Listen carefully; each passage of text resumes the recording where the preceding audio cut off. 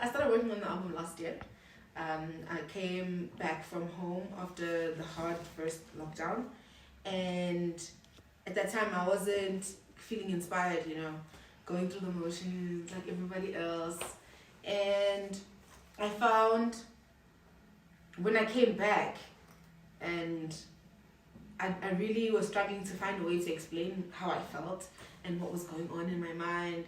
And because a lot, the confusion, the onset of everything just really like shook me. I think it shook a lot of people, but I wasn't able to really explain how I was feeling. I was like, what's going on? Like most of the time I was literally like, okay, for how many days are we locking down? Are we going back to normal after that? Those kind of questions are really kind of went crazy a little bit. And I was also going through a breakup at the time. So yeah, they could lit.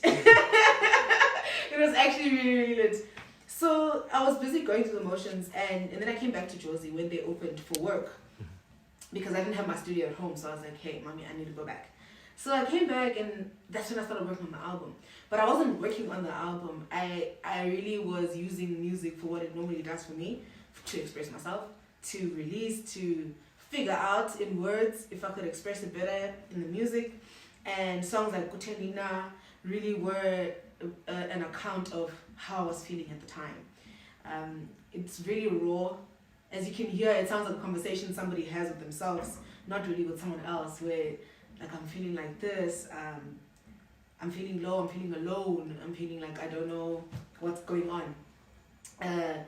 And the process through this album, or coming to a turnaround of, oh, okay, I'm making an album, it really was a personal thing, because I was like, oh my gosh, these are conversations I've had with myself. People are like, when I'm being, because I was allowing myself to be vulnerable. And I realized that it was something that I was running away from, because I was always, this is gonna be, the sun is gonna shine, I write a lot of empowering songs and hopeful songs because I am a very hopeful person. But at the time I wasn't feeling hopeful, and I wanted to be raw.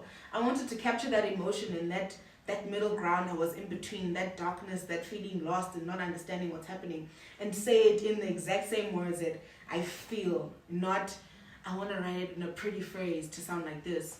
So I really feel like it's one of my most vulnerable works of art, in the sense that it's very bare. You're going to get to really get into my head and like, oh, that's what she's thinking, or that's what's happening. That was the process throughout the album.